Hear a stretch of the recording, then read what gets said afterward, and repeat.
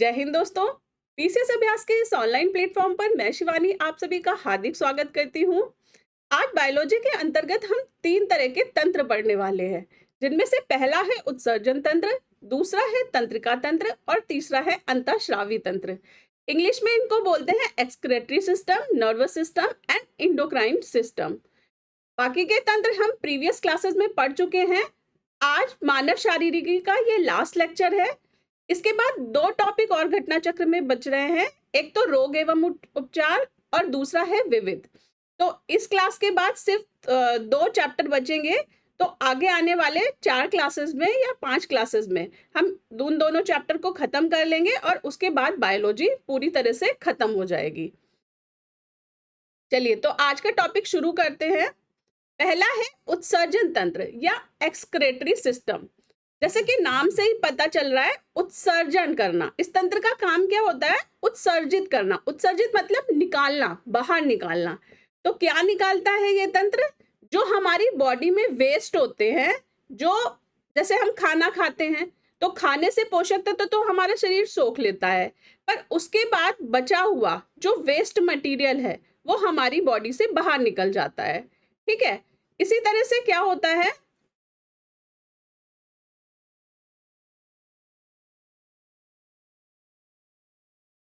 रक्त भी हमारी बॉडी में सर्कुलेट करता है तो वो अशुद्ध हो जाता है, तो रक्त को अशुद्ध भी करना होता है।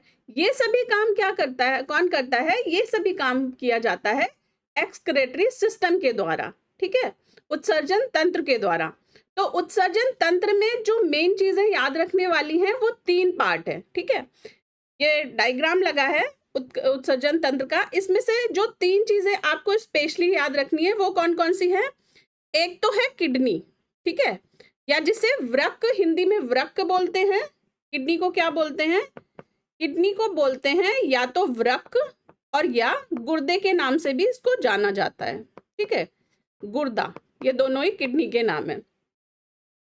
तो एक तो सबसे इंपॉर्टेंट चीज उत्सर्जन तंत्र का किडनी, ठीक है, वृक्क, गुर्दा। दूसरा होता है, वो क्या होता है? वो होता है यूरिनरी ब्लैडर।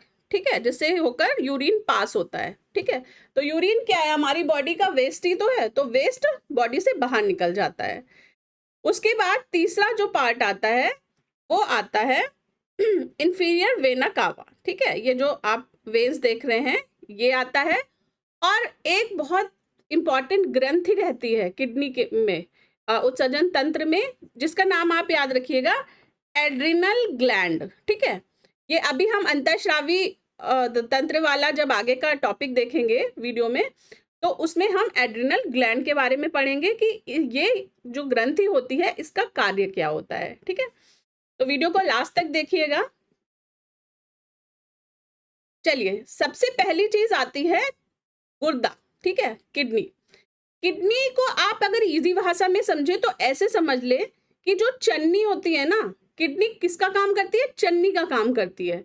तो ये आप फोटो देख रहे होंगे, ये घरों में देखी होगी आपने, आटा छानने की चन्नी होती है या चाय भी छानते हैं जो चन्नी से। तो उसका काम क्या होता है? हम उसके ऊपर चीज डालते हैं और वो क्या करता है कि उसको फिल्टर कर देता है। ठीक है, अच्छी चीज को नीचे निकाल देता है और जो वेस्ट होता है वो चन्नी के ऊपर रह जाता है, जो अनडिजायरेबल मटेरियल रहता है। वेस्ट नहीं बोलेंगे, अनडिजायरेबल। ठीक है, जिसकी जरूरत नहीं होती हमें, तो वही काम किडनी करती है। ये क्या करती है कि जो हमारी बॉडी को रिक्वायर्ड नहीं है चीज, उसको ये अलग कर देती है। ठीक है, और जो रिक्वायर है उसको वापस से बॉडी में सर्कुलेट कर देती है। तो जैसे मेन काम क्या होता है किडनी का, ये याद रखिएगा, मेन काम होता है डायलिसिस का। ठीक है, डायलिसिस का मतलब किडनी जो होती है वो रक्त को शुद्ध करती है। ठीक है, हमारा रक्त भी जो होता है 2 तरह के उसमें तंत्रिकाओं में बहता है। एक होता है शुद्ध रक्त, एक होता है अशुद्ध रक्त। तो अशुद्ध रक्त जब किडनी से होकर पास होता है तो किडनी उसे फिल्टर कर देती है और फिर वो शुद्ध रक्त के रूप में उसे बाहर निकालती है और फिर वापस से शुद्ध रक्त जो है वो हमारी पूरी बॉडी में सर्कुलेट करता है। ठीक है, तो ये काम होता है किडनी का। तो क्या करता है? रक्त का शुद्धिकरण करती है किडनी, प्यूरिफिकेशन ऑफ ब्लड। ठीक है, रक्त का शुद्धिकरण करने का काम होता है किडनी का। ठीक है, और ये क्या करते हैं, और ये हमारे शरीर से यूरिया को भी फिल्टर कर देती है, ठीक है। तो यूरिया अनडिजायरेबल है ना, यूरिया, यूरिक एसिड, इन सबको ब्लड में से हटाकर और जो पानी है उसको भी हटाकर उसे यूरिन के रूप में कन्वर्ट कर देता है, ठीक है। और वो वापस यूरिन कहाँ चले जाता है, वो शरीर से बाहर निकल जाता है, ठीक है। तो ये काम होता है किडनी का, ये आप याद रखिएगा। नेक्स्ट आती है यूरिन, ठीक है। किडनी ने फिल्टर कर दिया, यूरिन बन गई। अब यूरिन में कुछ इंपॉर्टेंट चीजें हैं जिनसे पिछले वर्षों में आयोग ने क्वेश्चन पूछे हैं, तो वो चीजें हम देख लेते हैं कि क्या क्या है। पहली तो चीज है कि प्रतिदिन एक औसतन बेसिस पे वयस्क मानव जो है वो 1.5 लीटर यूरिन का उत्सर्जन करता है, ठीक है। तो ये आप याद रखिएगा कि 1.5 लीटर यूरिन का उत्सर्जन किया जाता है मानव के द्वारा। दूसरी जो चीज है वो है यूरिन की पीएच वैल्यू, ठीक है। यूरिन की पीएच वैल्यू होती है 6, और हम पढ़ चुके हैं कि जब पीएच वैल्यू 7 से कम होती है तो वो क्या हो जाता है, द्रव, वो अम्लीय हो जाता है, ठीक है। तो यूरिन क्या होता है, नेचर में अम्लीय होता है, ठीक है, एसिडिक होती है ये, एसिडिक। उसके बाद आपने देखा होगा कि यूरिन येलो कलर की रहती है, ठीक है। तो वो येलो कलर जो कलर होता है वो किसकी वजह से होता है, वो होता है यूरोक्रोम की वजह से, ठीक। तो यूरोक्रोम की वजह से इसका कलर जो है वो येलो रहता है, ठीक है। नेक्स्ट आता है यूरिन में वाटर कंटेंट, तो सारा वाटर नहीं रहता, 95% वाटर रहता है, ठीक है। तो ये 4 चीजें आप याद रखिएगा यूरिन के बारे में कि प्रतिदिन मानव 1.5 लीटर यूरिन उत्सर्जन करता है एवरेज बेसिस पे। दूसरा, इसकी पीएच वैल्यू 6 रहती है, इसके कारण ये नेचर में अम्लीय होता है। तीसरा है इसका जो येलो कलर होता है, पीला रंग होता है, वो यूरोक्रोम की वजह से होता है। और चौथा है कि इसमें 95% पानी की मात्रा रहती है, ठीक है। 4 चीजें आप याद रखिएगा। नेक्स्ट, एक्चुअली यकृत जो है वो लीवर है टॉपिक जो हम पढ़ेंगे। एक्चुअली ये उत्सर्जन तंत्र का पार्ट नहीं है, पर जो घटना चक्र है उसमें क्या बोलते हैं, इस टॉपिक के अंतर्गत यकृत का भी क्वेश्चन दे रखा था, तो इसलिए यकृत भी एक नजर में देख लेते हैं कि क्या होता है। देखिए, आयोग में पीसीएस या आरओ के क्वेश्चन जो एग्जाम होता है उसमें इन टॉपिक्स जो क्वेश्चन आते हैं वो एक जनरल क्वेश्चन होते हैं, क्योंकि देखिए ये टॉपिक इतने डिटेल्ड हैं कि इन पे पूरा डॉक्टर बना जा सकता है, एमबीबीएस एमएस किया जा सकता है, पर इतना डिटेल में हमें पढ़ने की जरूरत नहीं रहती। हमें अंगों को कैसे पढ़ना है, सिर्फ उनका जनरल आइडिया लेना है कि लीवर है तो लीवर क्या करता है, किडनी है तो किडनी क्या करती है, मतलब एक जैसे हमारा शरीर है तो हमें एटलीस्ट अपने शरीर के बारे में पता रहना चाहिए ना। तो बस इतनी ही एक्सपेक्टेशन रहती है आयोग की कि नाम क्या है और उनके कार्य क्या है, ठीक है। बहुत ज्यादा डिटेल में जाने की जरूरत नहीं रहती कि लीवर है तो लीवर के कौन कौन से फर्दर पार्ट हैं, वेन्स है तो उनमें कौन कौन सी वेन्स होती हैं, कितनी तरह की होती हैं। ऐसे रिसर्च करने बैठ जाएंगे तो पूरी डिग्री कर लेंगे हम, ठीक है। तो हमें सिर्फ जनरल जो चीजें हैं वही वही याद रखनी है। तो लीवर के बारे में जो कुछ पॉइंट्स है कि इसके मेन कार्य क्या होते हैं, तो उनको आप जस्ट एक जनरल आइडिया ले दीजिए और अगर हो सके तो इनको लर्न कर लीजिएगा, हो सकता है कि फ्यूचर में इससे रिलेटेड क्वेश्चंस आ जाएं। तो क्या होता है, पहला तो होता है पित्त का उत्पादन और उत्सर्जन करना, ठीक है। पित्त का बनता है यकृत में, और पित्त का भंडारण कहाँ होता है, मैंने प्रीवियस क्लास में बताया था। मुझे कमेंट बॉक्स में बताइए कि पित्त का उत्पादन तो लीवर में होता है पर पित्त का भंडारण कहाँ पे होता है। फिर होता है बिलीरुबिन, कोलेस्ट्रॉल हार्मोन और दवाओं का उत्सर्जन करना, ठीक है। तो ये भी होता है। अच्छा, दूसरा क्वेश्चन मुझे कमेंट करके बताइए कि अगर हमारी बॉडी में बिलीरुबिन की अधिकता हो जाती है तो हमें कौन सा रोग हो जाता है, ये भी मैंने प्रीवियस क्लास में बताया था। फिर है वसा प्रोटीन कार्बोहाइड्रेट का डाइजेशन, चयापचय, ठीक है, डाइजेशन करना। उसके बाद ग्लाइकोजन, विटामिन और खनिजों का भंडारण, प्लाज्मा प्रोटीन। और ये बहुत इंपॉर्टेंट है, लास्ट वाला पॉइंट याद रखिएगा, इससे क्वेश्चन आया है कि शरीर के लिए हानिकारक अंतर्जात और बहिर्जात पदार्थों का विषहरण, ठीक है, डिटॉक्सिफिकेशन। विषहरण का मतलब क्या होता है, डिटॉक्सिफिकेशन, ठीक है। तो जो लोग जैसे अल्कोहल लेते हैं ड्रिंक करते हैं जो लोग, डिटॉक्सिफिकेशन, ठीक है। जो लोग ड्रिंक करते हैं तो वो ड्रिंक हमारी बॉडी को हार्म ना पहुंचाए, इसके लिए क्या करता है, लीवर उसको डिटॉक्सिफाई कर देता है, ठीक है। उसमें से जो हानिकारक पदार्थ होते हैं उनको हटा देता है, ठीक है। तो डिटॉक्सिफिकेशन इसका बहुत इंपॉर्टेंट काम होता है लीवर का, ये याद रखिएगा। चलिए अब जो पिछले वर्षों में क्वेश्चन आए हैं वो देख लेते हैं। पहला क्वेश्चन है, अल्कोहल के निराविशन के लिए निम्नलिखित मानव अंगों में कौन सा उत्तरदायी है। तो निराविशन मतलब डिटॉक्सिफिकेशन, ठीक, डिटॉक्सिफिकेशन। तो कौन उत्तरदायी है इसके लिए, यकृत, लीवर उत्तरदायी है, ठीक है। फिर क्वेश्चन है, एक स्वस्थ मनुष्य एक दिन में निम्नलिखित मात्रा में पेशाब करता है। तो क्या आंसर है इसका, नॉर्मल एवरेज बेसिस पे एक मानव एक दिन में 1.5 लीटर यूरिन उत्सर्जन करता है, ठीक है। तो ए। फिर है, निम्नलिखित में से कौन सा सही है। शरीर में सारा रक्त किडनी के माध्यम से मिल जाता है, शरीर में सारा रक्त किडनी के माध्यम से गुजरता है, शरीर में सारा रक्त किडनी के माध्यम से शुद्ध होता है। तो ये सही है, ठीक है। किडनी क्या करती है, फिल्टर का काम करती है और रक्त को शुद्ध करती है। फिर क्वेश्चन है, यूरिया किसके द्वारा रक्त से पृथक किया जाता है। तो यूरिया यूरिन में कन्वर्ट हो जाता है और यूरिन में कन्वर्ट करने का काम कौन करता है, किडनी करती है। तो किडनी को क्या बोलते हैं हिंदी में, और गुर्दा बोलते हैं, ठीक है। गुर्दा मतलब किडनी, ठीक है। फिर है अपोहक, जिसके कार्य संपादन हेतु प्रयुक्त होता है वह है। अपोहक को क्या बोलते हैं, अपोहक को बोलते हैं डायलाइजर। तो जिन लोगों की किडनी खराब हो जाती है, कभी कभी होता है ना कि लोगों की किडनी खराब हो गई, किडनी काम नहीं कर रही है, उस केस में क्या होता है कि उनकी बॉडी ब्लड को फिल्टर नहीं कर पाती, ठीक है। और अगर ब्लड फिल्टर नहीं होगा तो क्या होगा, गंदा ब्लड हमारे पूरी बॉडी में फ्लो करने लगेगा और उसके कारण हम बीमार हो जाएंगे और मृत्यु तक हो जाती है लोगों की।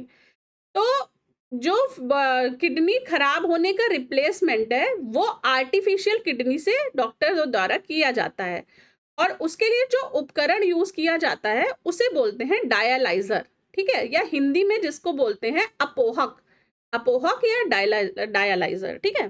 तो ये क्या होता है, ये आर्टिफिशियल किडनी होती है,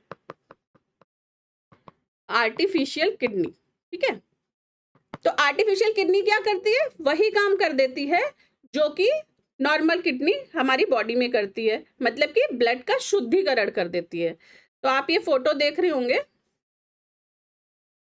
इस तरह से इसे हाथ में अटैच कर दिया जाता है, ठीक है। ये डायलाइजर है, इसे हाथ में अटैच कर दिया गया और उसके बाद ये ब्लड को पंप कर रहा है, सर्कुलेट मतलब फ्लोट कर रहा है और इसके बाद ये रक्त का शुद्धिकरण यहाँ से होता रहता है, ठीक है। ये सारे इंस्ट्रूमेंट इससे सपोर्टिंग इंस्ट्रूमेंट है जो अटैच कर दिए जाते हैं, ठीक है। तो इस तरह से डायलाइजर काम करता है और किसके लिए काम करता है वो, फिर वृक्क के लिए, ठीक है। वृक्क मतलब किडनी।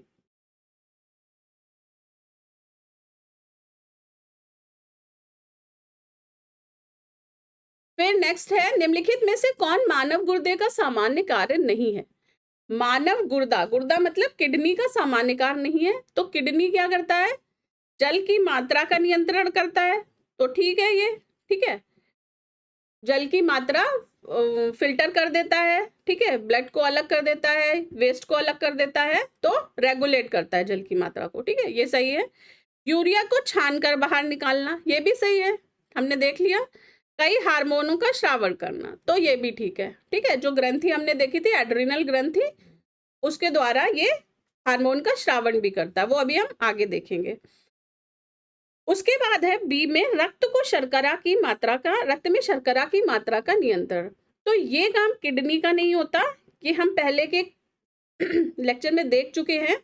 ये काम किसका होता है, ये काम होता है पैनक्रियाज में उपस्थित लैंगरहैंस की दीपिका का, ठीक है। लैंगरहैंस आइलेट का काम होता है। ये आप फोटो देख रहे होंगे, ये जो पैनक्रियाज है, ठीक है, ये पैनक्रियाज का फोटो है, यहाँ पे पैनक्रियाज है और यहाँ पर होती है लैंगरहैंस की दीपिका, ठीक है।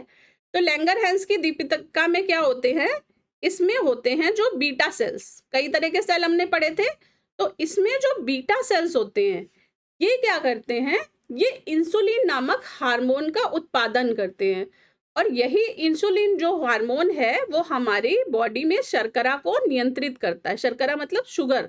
तो जो शुगर पेशेंट होते हैं उनमें क्या होता है, बीटा सेल्स का जो है वो इंसुलिन का पर्याप्त मात्रा में उत्पादन नहीं कर पाते। इस वजह से मनुष्य के शरीर में रक्त शुगर की मात्रा बढ़ जाती है। ठीक है, तो जो शुगर पेशेंट होते हैं उनको क्या करना पड़ता है, क्योंकि बॉडी में तो इंसुलिन नहीं बन पा रहा है ढंग से, इसलिए शुगर पेशेंट को जब हाई शुगर हो जाती है तो उनको इंसुलिन के इंजेक्शन लेने पड़ते हैं, मतलब उनको बाहर से इंसुलिन लेना पड़ता है, क्योंकि उनकी बॉडी में अब सफिशिएंट मात्रा में इंसुलिन नहीं बन पा रहा है। ठीक है, तो रक्त में शर्करा की मात्रा का नियंत्रण कहाँ, पैनक्रियास। ठीक है, ना कि गुर्दे में, किडनी में नहीं। ठीक है, तो आंसर इसका बी हो गया। फिर क्वेश्चन है, मानव गुर्दे में पथरी निम्न में से किसकी वजह से बनती है।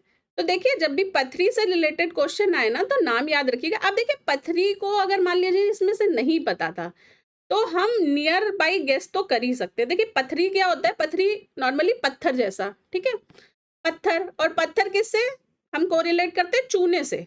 ठीक है, चूना मतलब कैल्शियम। ठीक, तो कैल्शियम, जैसे दांत भी हमारे कैल्शियम के बने होते हैं, नाखून भी कैल्शियम के बने होते हैं। ठीक है, तो अगर आपको गेस भी करना हो इस क्वेश्चन में तो ऑटोमेटिकली सी और डी को तो एलिमिनेट ही कर दीजिएगा, क्योंकि जो भी पत्थर वगैरह का चीज आएगी वो कैल्शियम से रिलेटेड आएगी। ठीक है, तो बचे किसमें, ए और बी में, कैल्शियम एसिटेट, कैल्शियम ऑक्सिलेट, और इसमें से भी कौन पथरी के लिए उत्तरदायी, कैल्शियम ऑक्सिलेट। ये आप याद कर लीजिएगा। ठीक है, तो कैल्शियम ऑक्सोलेट जो होता है वो पथरी के लिए उत्तरदायी होता है। ठीक है, फिर है नेक्स्ट टॉपिक आता है तंत्रिका तंत्र। तंत्रिका तंत्र, तंत्रिका तंत्र क्या होता है, तंत्रिका तंत्र मतलब नर्वस सिस्टम। ठीक है, जो हमारी बॉडी में पूरे में नर्व्स जा रही हैं। ठीक है, ये देखिए, ये पूरे अलग अलग पार्ट में जा रही हैं। तो इनका जो सिस्टम होता है वो किससे जुड़ा रहता है, वो जुड़ा रहता है एक तो स्पाइनल कॉर्ड से और दूसरा ब्रेन से। ठीक है, तो ये जो चीजें हैं, ये तीनों जो चीजें हैं मिलकर क्या बनाते हैं, ये मिलकर बनाते हैं तंत्रिका तंत्र। तो तंत्रिका तंत्र के जो मुख्य भाग कौन कौन से, पहला तो हो गया मस्तिष्क। ठीक है, दूसरा हो गया स्पाइनल कॉर्ड या जिसे बोलते हैं मेरुदंड, और तीसरा हो गया नर्व्स जिसे क्या बोलते हैं, तंत्रिकाएं। ठीक है, तो ये जो तीनों पार्ट हैं ये मिलकर बनाते हैं तंत्रिका तंत्र। इसमें से जो सबसे इंपॉर्टेंट है ऑब्वियसली हमारा दिमाग, जिससे कि पूरी बॉडी कंट्रोल होती है।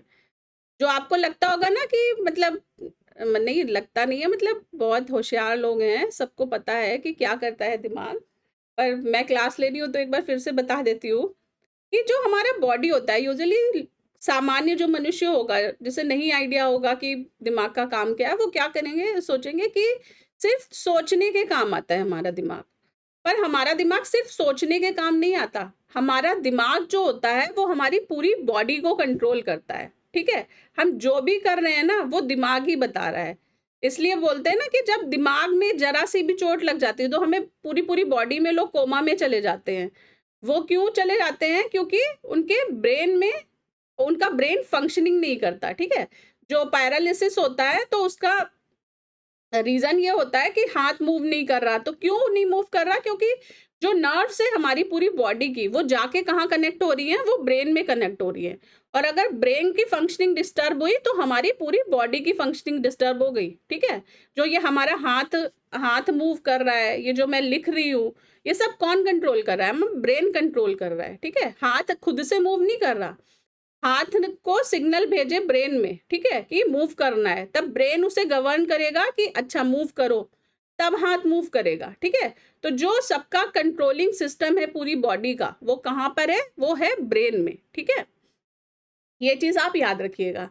तो ब्रेन क्या करता है, हमारी पूरी बॉडी को कंट्रोल, पूरी बॉडी का नियंत्रण। ठीक है, फिर अब देख लेते हैं कि ब्रेन के में क्या क्या होता है और एग्जाम के पॉइंट ऑफ व्यू से क्या क्या चीजें हमें पढ़नी है ब्रेन के बारे में।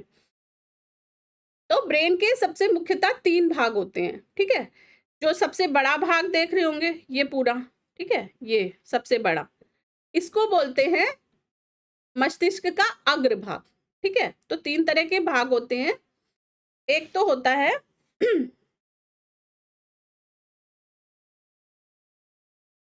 अग्रभाग, ठीक है, ये हो गया अग्रभाग। अब फिर इसके यहाँ पर बीच में जो देख रहे होंगे, ठीक है, बीच के साइड में, ये हो गया मध्य भाग, और पीछे के साइड में ये वाला, ये हो गया पश्च भाग। तो 3 भाग, ठीक है, अग्रभाग, मध्य भाग और पश्च भाग। अग्रभाग, मध्य भाग और पश्च भाग, ठीक है, ये याद रखिएगा। अब अग्रभाग होता है, तो अग्रभाग क्या होता है, सबसे बड़ा होता है मस्तिष्क में, ठीक है। तो सबसे बड़ा, तो सबसे क्या काम करेगा, ये सबसे ज्यादा क्या काम करता है, सोचने का, ठीक है, याद रखने का, तो ये काम करेगा।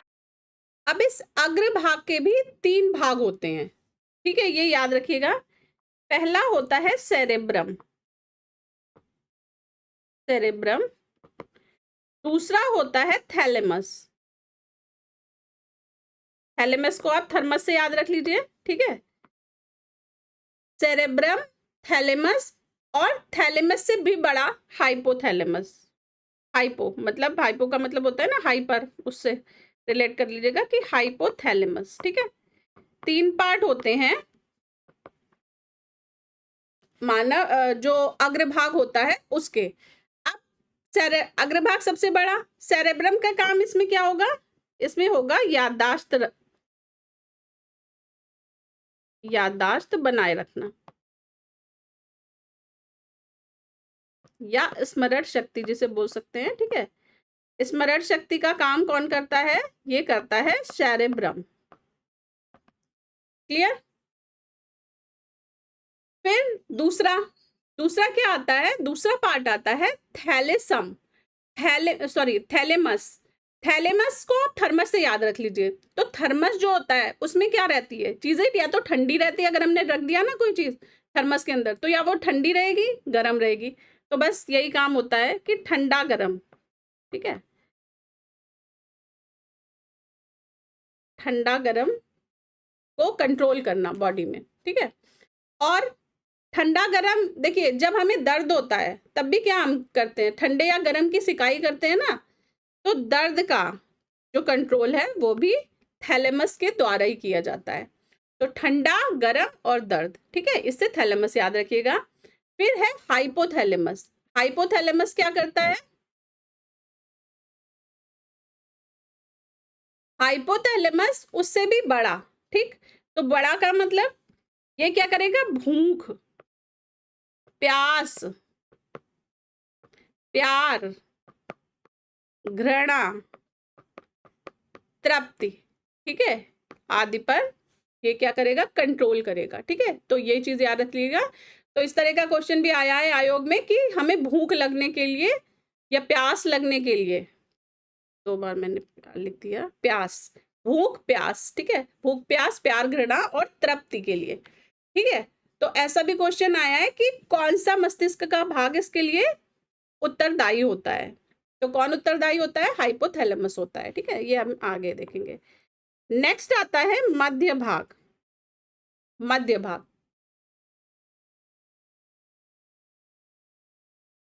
मध्य भाग क्या करता है, मध्य भाग अर्ध चेतना की अवस्था में, जब हम अर्ध चेतन अवस्था में होते हैं तो ये पुतलियों आदि पर नियंत्रण करता है, ठीक है।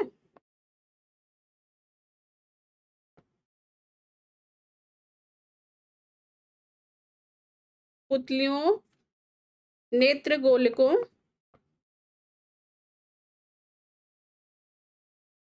तथा अन्य मसल मूवमेंट जो होते हैं, अन्य पेशीय क्रियाओं पर नियंत्रण करता है, ठीक है। पेशीय क्रियाओं मतलब मसल मूवमेंट, मसल मूवमेंट, इन पर ये नियंत्रण करता है, ये चीज याद रखिएगा। फिर लास्ट में आता है पश्च भाग, पिछला भाग, ठीक है। पिछला भाग क्या रहता है, पिछला भाग स्पाइनल कॉर्ड से कनेक्टेड रहता है, ठीक है। ये याद रखिएगा कि जो पिछला भाग होता है वो स्पाइनल कॉर्ड से कनेक्टेड रहता है। इसमें जो इंपॉर्टेंट चीज है याद रखने वाली, वो कौन सी चीज है, वो भाग है कार्पोरा क्वाड्रिजेना, ठीक है, ये याद रखिएगा, कार्पोरा क्वाड्रिजेना, ठीक है, कार्पोरा क्वाड्रिजेना। ये किससे संबंधित होता है, ये संबंधित होता है जैसे कारपोरा, ठीक है, तो कार में क्या आ रहा है, कान आ रहा है, ठीक है, तो कान क्या होते हैं, सुनने की क्षमता, ठीक है, सुनने की क्षमता, और किससे कनेक्टेड रहता है, देखने की क्षमता, कान के बगल में आंख आ गई तो देखने की क्षमता, ठीक है, सुनने देखने की क्षमता से ये पार्ट संबंधित रहता है। कौन सा पार्ट, मस्तिष्क का पश्च भाग, ठीक है, और उसमें भी कौन सा भाग, कार्पोरा क्वाड्रिजेना, ठीक है। उसके बाद दूसरा जो इंपॉर्टेंट चीज है इसमें पश्च भाग में, क्या, सेरिबेलम, ठीक है, ये नाम आप याद रखिएगा, सेरिबेलम। सेरिबेलम क्या करता है, हमारे शरीर का संतुलन बनाते हैं, ठीक है, शरीर का संतुलन। तो सेरिबेलम किससे रिलेटेड है पार्ट, ये शरीर के संतुलन से रिलेटेड है, ठीक है, ये चीज आप याद रखिएगा। पश्च भाग में दो चीज, कार्पोरा क्वाड्रिजेना सुनने देखने की क्षमता, और सेरिबेलम शरीर का संतुलन बनाने से, ठीक है।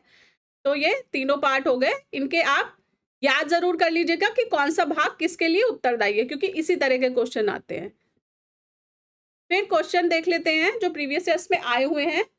मस्तिष्क जिम्मेदार है, मस्तिष्क किसके लिए जिम्मेदार है, सोचने के लिए, हृदय गति नियंत्रण के लिए, शरीर के संतुलन के लिए, तो सभी चीजों के लिए मस्तिष्क जिम्मेदार है, ठीक है, कंट्रोलिंग सिस्टम है।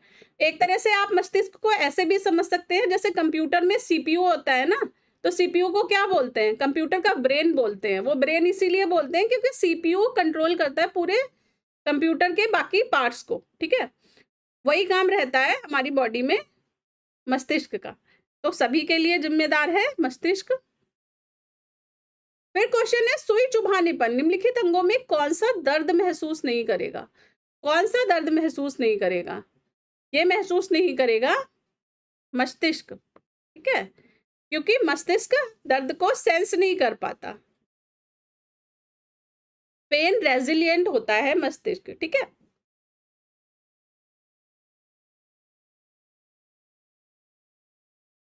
फिर क्वेश्चन आता है, मानव शरीर का तापक्रम जाड़ों में घट जाता है, गर्मियों में बढ़ जाता है, ना ही जाड़ों में घटता है और ना ही गर्मियों में बढ़ता है, जाड़ों में घट जाता है। तो देखिए हमारी बॉडी का टेम्परेचर जो है वो कभी ना घटता है ना बढ़ता है, ठीक है, वो कांस्टेंट रहता है।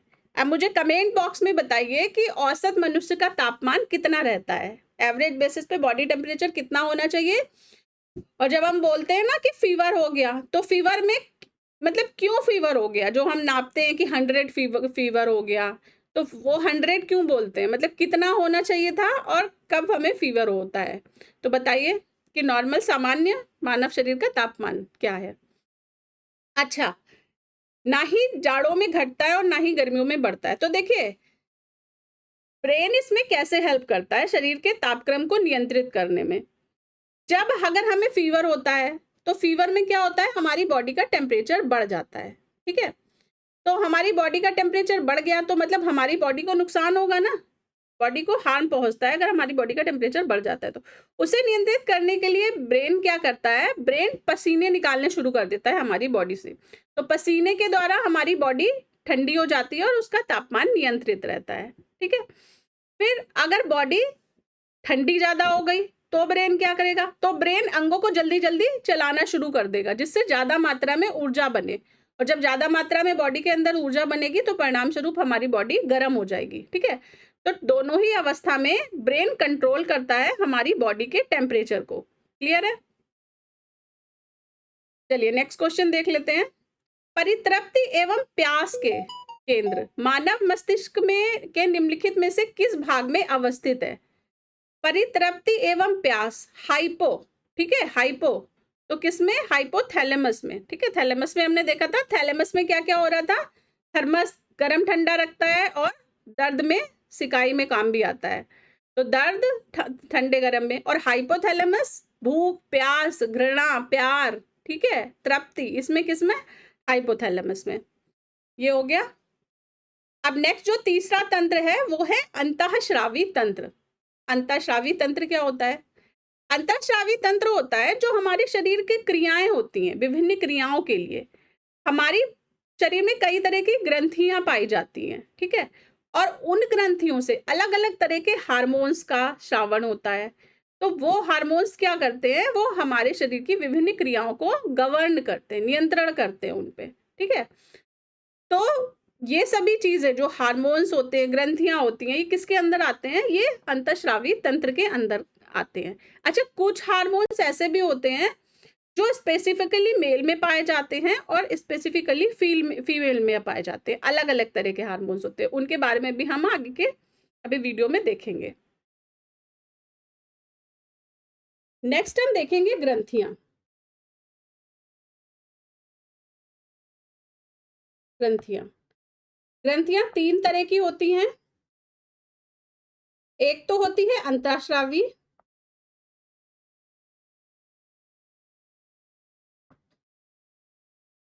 अंतःस्रावी। दूसरी होती है बहिर्स्रावी, और तीसरी होती है मिश्रित। ठीक है, तीन तरह की ग्रंथियां होती हैं, अंतःस्रावी, बहिर्स्रावी और मिश्रित। अंतःस्रावी कौन सी होती है? जो शरीर के अंदर हार्मोन्स का उत्सर्जन करती हैं, ठीक है, जैसे कि एड्रिनलिन हो गई,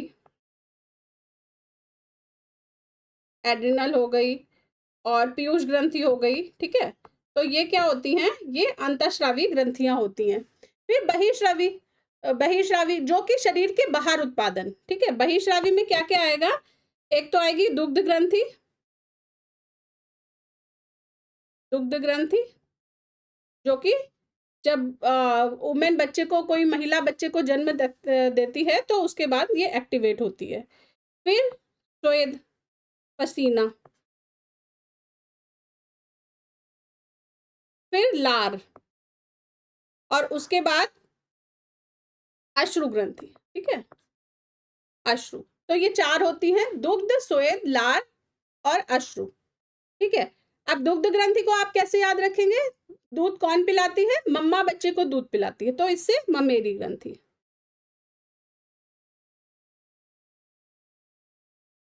फिर पसीने के लिए होती है एक्राइन ग्रंथि।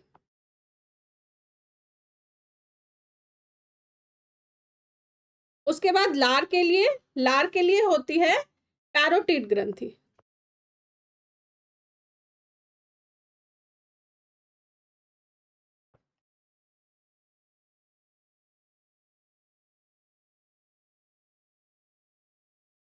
और आंसू को लिए होती है लैक्रिमल ग्रंथि।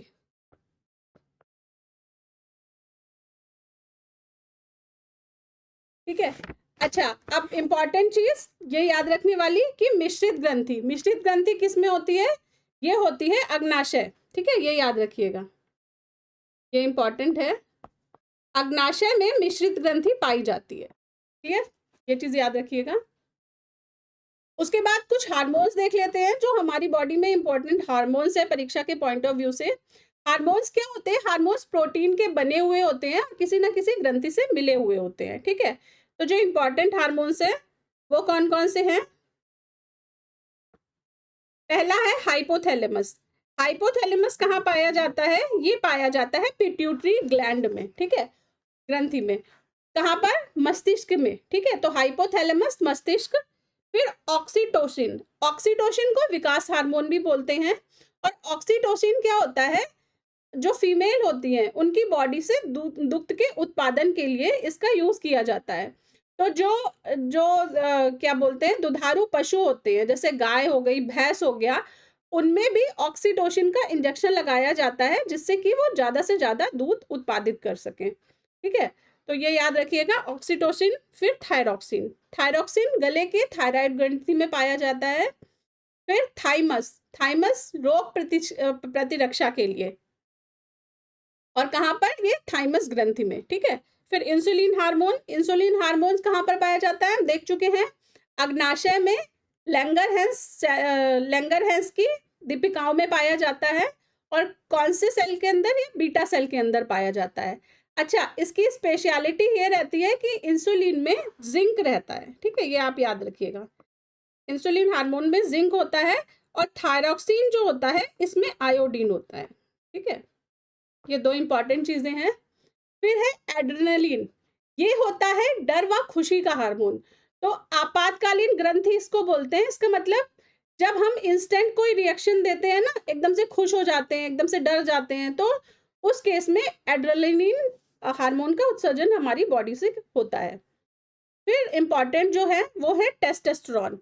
ये क्या होता है कि मेल हार्मोन होता है, ये पुरुषों में बनता है, ठीक है, पुरुषों में किसके लिए, वृषण के लिए, दाढ़ी मूछ, और जब आप देखते होंगे कि कोई बेबी बॉय जो होता है वो बड़ा होता है, जब वो एडोलेंस एज में पहुंचता है तो एकदम से उसकी आवाज चेंज हो जाती है, आवाज भारी हो जाती है, तो वो आवाज भारी होने का रीजन भी टेस्टोस्टेरोन हार्मोन रहता है, ठीक है। फिर दो इंपॉर्टेंट महिलाओं के हार्मोन, ये होते हैं प्रोजेस्टेरॉन और एस्ट्रोजन, ठीक है। ये प्रोजेस्टेरॉन जो होता है अंडाशय में, और ये माहवारी नियंत्रण और गर्भधारण के लिए, और उसके बाद एस्ट्रोजन जो वो स्तन ग्रंथि और कोमल त्वचा के लिए उत्तरदायी रहता है। फिर नेक्स्ट है मेलाटोनिन, पिनियल ग्रंथि में बनता है, जो इंपॉर्टेंट हार्मोन है मेलाटोनिन पिनियल ग्रंथि में, और ये नींद आने का हार्मोन है। और ये हार्मोन जो होता है मेलाटोनिन की एक खास बात ये होती है कि अगर लाइट होती है तो इस हार्मोन का उत्सर्जन नहीं मतलब कम करता है बॉडी। यही वजह होती है कि अगर लाइट जली रहती है तो कुछ लोग जो होते हैं उनको नींद नहीं आती। वो नींद इसीलिए नहीं आती कि मेलाटोनिन हार्मोन उनकी बॉडी नहीं बनाता है नींद में, ठीक है। इसलिए लाइट ऑफ करके सोना चाहिए तो अच्छी नींद आती है, क्योंकि उसमें अंधेरे में मेलाटोनिन हार्मोन अधिक मात्रा में बॉडी से उत्सर्जित होता है, और जैसे जैसे शाम होती है वैसे वैसे हमारी बॉडी मेलाटोनिन हार्मोन का उत्पादन अधिक मात्रा में करती जाती है, ठीक है। फिर नेक्स्ट है सोमेटोट्रोपिन, पिट्यूटरी ग्रंथि में इसको वृद्धि हार्मोन भी बोलते हैं। क्वेश्चन देख लेते हैं। क्वेश्चन है वृक्क से मूत्र की मात्रा का निस्तारण नियंत्रित होता है कौन से हार्मोन, ये आप याद रखिएगा कि एडीएच हार्मोन के द्वारा नियंत्रित होता है, ठीक है। फिर क्वेश्चन है सूची 1 को सूची 2 से सुमेलित कीजिए। तो प्रोजेस्टेरॉन ये कहाँ पर बनता है, ये हमने देखा महिला के गर्भाशय में बनता है, ठीक है। तो ए का 3 हो गया, ए का 3 हो गया। टेस्टोस्टेरोन अभी हमने देखा पुरुषों में, ठीक है, वृषण के लिए, तो बी का 4 हो गया, ए का 3 और बी का 4, तो आंसर इसका हो गया ए, ठीक है। थायरॉक्सिन थायराइड, तो नाम से भी आप गेस कर सकते हैं, और इंसुलिन अग्नाशय में पैनक्रियास की बीटा सेल में बनता है, ठीक है। फिर क्वेश्चन है मानव शरीर में निम्नलिखित में से कौन सी ग्रंथि अंतःस्रावी एवं बहिर्स्रावी दोनों ही प्रकार की ग्रंथि है। तो अभी हमने पढ़ा कौन सी ग्रंथि मिश्रित ग्रंथि होती है, ये होती है अग्नाशय पैनक्रियास, ठीक है, यहाँ पर शरीर के इस भाग में पाया जाता है अग्नाशय। फिर क्वेश्चन है निम्न पर विचार कीजिए, यह मानव शरीर की दूसरी सबसे बड़ी ग्रंथि है, दूसरी सबसे बड़ी ग्रंथि, और इसका रस विशेष प्रकार की क्रियाओं से स्रावित होता है तथा क्षारीय होता है। इसके रस को पूर्ण पाचक रस कहा जाता है। तो कौन सी ग्रंथि है ये ग्रंथि है अग्नाशय, ठीक है। और जो पहली सबसे बड़ी ग्रंथि है शरीर की वो कौन है, वो है यकृत, ठीक है, ये याद रखिएगा, ये हम पहली क्लास में पिछली क्लासेस में डिस्कस कर चुके हैं। फिर क्वेश्चन है अग्नाशय को पाचक रस के उत्पादन के लिए उत्तेजित करने वाला हार्मोन निम्न में से कौन है। तो कौन सा होता है ये होता है सिक्रिटीन, ठीक है, ये याद रखिएगा। सिक्रिटीन कहाँ पर, अग्नाशय में, अग्नाशय।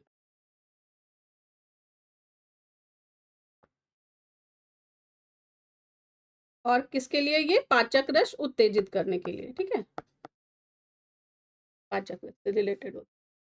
फिर इंसुलिन होता है, इंसुलिन क्या होता है, इंसुलिन एक तरह का हार्मोन होता है, और हार्मोन क्या होते हैं, हार्मोन प्रोटीन होते हैं। तो आंसर क्या हो गया इसका, इंसुलिन होता है प्रोटीन, ठीक है। अच्छा, इंसुलिन को ऐसे शुगर से कोरिलेट करके कार्बोहाइड्रेट पर मत टिक कर दीजिएगा, ठीक है। Insulin is a type of hormone and hormone is protein, that's why insulin is a type of protein. Clear. Next है, निम्नलिखित में से कौन सा युग्म सही सुमेलित नहीं है? कौन सा नहीं है? तो इंसुलिन रक्त शर्करा का नियंत्रण करता है, तो सही है, ठीक है। इंसुलिन यही वजह है कि जब शुगर हाई हो जाती है तो इंसुलिन के इंजेक्शन लिए जाते हैं, जिससे कि वो शुगर कंट्रोल हो जाए बॉडी की। फिर है मेलाटोनिन, निद्रा का नियंत्रण, तो ठीक है, हमने देखा नींद आने के लिए मेलाटोनिन की आवश्यकता होती है, और जैसे जैसे अंधेरा होता है वैसे वैसे मेलाटोनिन का उत्सर्जन हमारी बॉडी अधिक मात्रा में करने लगती है। ऑक्सीटोसिन, स्तन ग्रंथि से दूध का निस्सरण, ये भी ठीक है, ठीक है। महिलाओं में जो फीमेल होती हैं उनमें होता है, फीमेल मैमल्स में, ठीक है, स्तनधारियों में होता है ये। और जब पशुओं को दूध ज़्यादा मात्रा में उत्पादित करना होता है पशुओं से, तब भी उनको ऑक्सीटोसिन का इंजेक्शन दिए जाते हैं। फिर गैस्ट्रिन, रक्तचाप का नियंत्रण, तो ये गलत है, ठीक है। तो इसका आंसर क्या हो गया? इसका आंसर हो गया डी। अब मुझे कमेंट बॉक्स में बताइए कि गैस्ट्रिन एंजाइम, गैस्ट्रिन हार्मोन होता है, वो किसके लिए, वो उसका कार्य क्या होता है, ठीक है, कमेंट करके बताइए। फिर क्वेश्चन है, माँ और शिशु के बीच गले लगना, चूमना निम्न हार्मोनों में से किससे मोचन को प्रेरित करता है? तो कौन सा होता है? प्यार का हार्मोन, ठीक है, ऑक्सीटोसिन, ठीक है, माँ और बच्चे के बीच। फिर है, निम्नलिखित में से कौन सा एक प्रोटीन नहीं है? कौन सा प्रोटीन नहीं है? ऑक्सीटोसिन।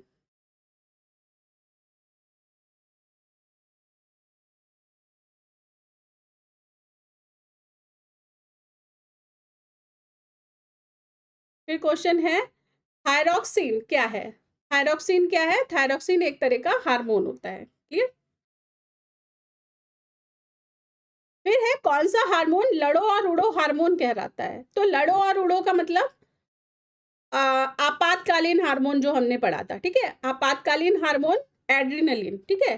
तो इसका मतलब क्या होता है? जब लड़ाई होती है तो हमें गुस्सा आता है, तो जो त्वरित रिएक्शन होते हैं, एकदम इंस्टेंट रिएक्शन होते हैं, और जो डर होता है, डर से हम मतलब एकदम कांपने लगते हैं या भाग जाते हैं, ठीक है, तो ये फाइट एंड फ्लाइट, आप फोटो देख रहे होंगे, तो फाइट एंड फ्लाइट के लिए कौन सा? एड्रिनलिन हार्मोन, ठीक है। फिर एस्ट्रोजन, एस्ट्रोजन क्या होता है? हमने देखा एस्ट्रोजन किस में पाया जाता है? महिलाओं में, ठीक है, हार्मोन होता है ये एक तरह का, बी हो गया ये।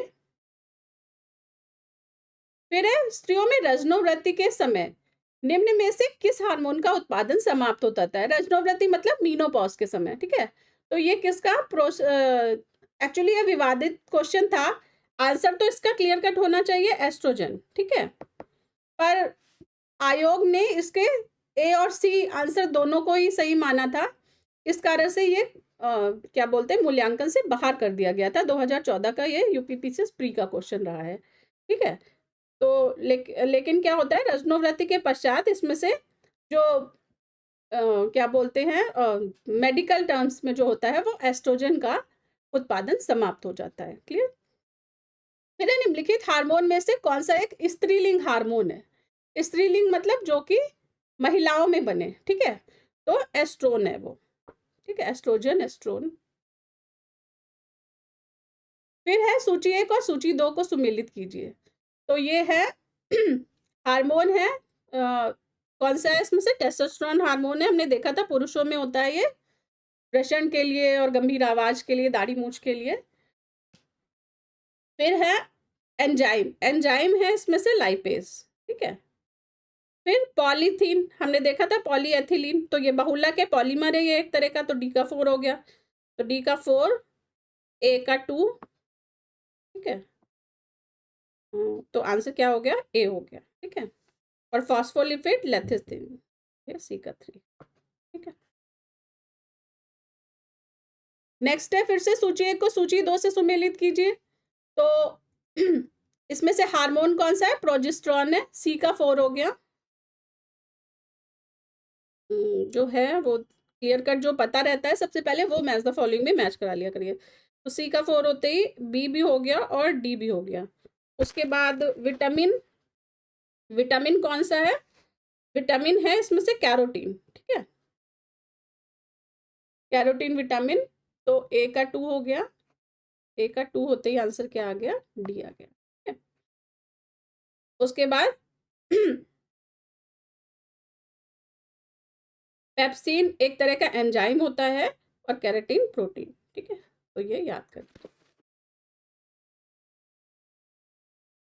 नेक्स्ट है, निम्नलिखित कथनों पर विचार कीजिए। सोते समय तीव्र प्रकाश अवांछनीय होता है।